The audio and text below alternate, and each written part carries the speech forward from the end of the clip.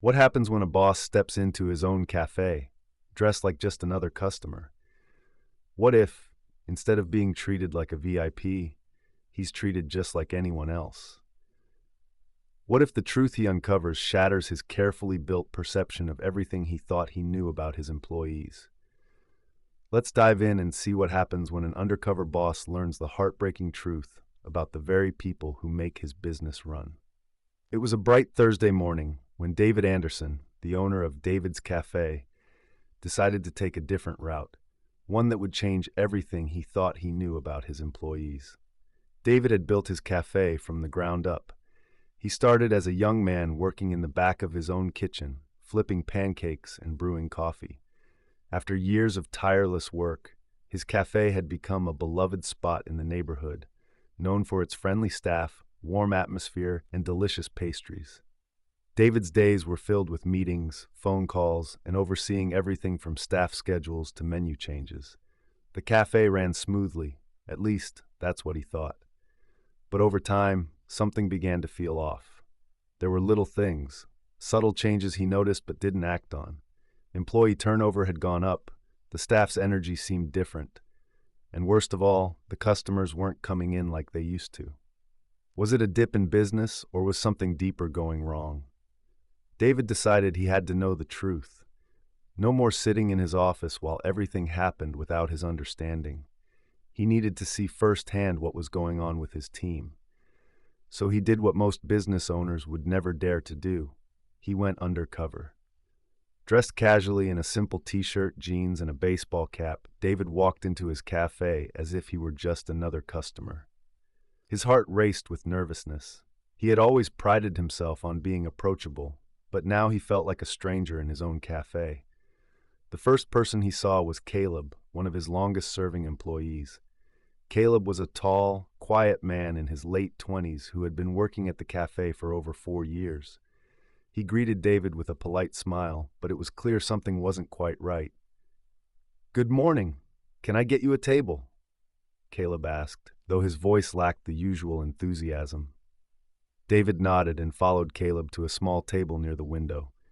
As he sat down, he watched Caleb move around the cafe, taking orders and cleaning tables with a robotic precision. There was no warmth in his actions. He didn't seem to care about the customers. David felt a knot tighten in his stomach. This wasn't the Caleb he knew. What had happened? Over the next hour, David observed how the rest of the staff interacted with the customers. Disengaged, distracted, and distant. No one seemed to have the passion they once did. It was a stark contrast to the energy David had worked so hard to create. But it was when David overheard a conversation that his heart truly sank. Around mid-morning, Caleb sat down at the break room table for a quick lunch, unaware that David was seated nearby, blending in with the crowd. David strained to listen as Caleb began talking to another employee, Matt. "I'm telling you, man, I don't know how much longer I can do this," Caleb said, his voice filled with frustration. "David's been so busy with meetings and all this corporate stuff, he doesn't even see what's happening here. We're overworked, underpaid, and he has no idea what it's like to actually work in this cafe every day." Matt, a younger man who had only been with the cafe for a few months, nodded in agreement. "Yeah, it's like he doesn't care anymore. He's just sitting in his office, making decisions that affect all of us, without ever asking how we're doing. No appreciation, no acknowledgement. Honestly, if he really knew what it was like to work here, he might have a different perspective." David's heart dropped. This was the first twist in his journey, the realization that his employees felt completely unheard, completely unseen. His mind raced as he thought back to all the decisions he'd made in the past year. How many of those decisions had been made without consulting the people who were actually running the cafe every day? He sat frozen, too stunned to move, as Caleb continued. "It's not like I don't care about the cafe," Caleb said, his voice cracking with emotion. "But it feels like David only cares about the money now. The vibe is gone. It's just a job to most of us. And I can't keep pretending like everything is okay when it's not." David didn't know what to say. His mind was spinning, torn between shock and guilt. This was not the version of his cafe he wanted to believe in. This wasn't the legacy he had worked so hard to build. The second twist came when David decided to confront Caleb, though he still hadn't revealed who he really was. He pulled Caleb aside after his shift ended, and the conversation that followed would forever change their relationship. "Caleb," David began, his voice calm but filled with emotion, "I've been listening, and I know things haven't been easy for you, for all of you, but I need to hear it from you. What's really going on here?" Caleb looked up, his face flushed with embarrassment. He didn't know how to respond at first. But then, as the silence grew heavier, Caleb finally spoke.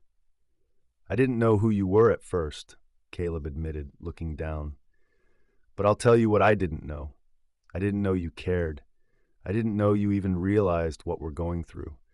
I've been here for years, and it feels like you've become a different person. We don't feel like part of the family anymore, David. We're just workers now, and that's the hardest part." David's heart shattered. He had never realized how much his absence had affected his employees. They had been working tirelessly, giving their all, but they felt unseen, unappreciated, and unheard. "Caleb, I'm sorry," David whispered, his voice cracking. "I didn't know. I thought everything was fine. I've been so caught up in growing the business that I forgot the most important part. You. You all matter. You make this cafe what it is." David didn't just want to fix things, though. He wanted to show his team that he was there for them, that their feelings mattered, and that their voices could be heard. He called an all-staff meeting the next day, revealing his true identity to everyone. The room went silent as David stood before them, the weight of his emotions visible in his eyes. "I've heard your concerns," David said, his voice shaking with sincerity. "And I am truly sorry. I've been blind to what's happening here. But I promise you this, I'm going to work harder to make sure you all feel heard, valued, and appreciated. This cafe isn't just mine, it's ours." The room was filled with stunned silence, and then, one by one, the staff members began to speak up. They shared their thoughts, their struggles, and their hopes for the future. David listened to every word, fully present in the moment. From that day forward, David made a promise to himself and his employees to never forget what truly mattered. He began working alongside them, serving customers, listening to their concerns, and showing gratitude for their hard work. Slowly but surely, the cafe began to transform. The energy returned. The smiles came back. The warmth that had once defined the cafe was restored. David's business didn't just grow, it flourished, because he had learned the most important lesson of all, that the people who make your dreams come true are the ones you need to take care of the most. In the end, David learned that success isn't just about profits or accolades. It's about the people who walk with you on your journey. And sometimes it takes stepping out of your own world to realize what's really important. The truth, no matter how hard it is to hear, always has the power to change everything for the better. And that's the story of how David Andersson's Café went from just a business to a true family.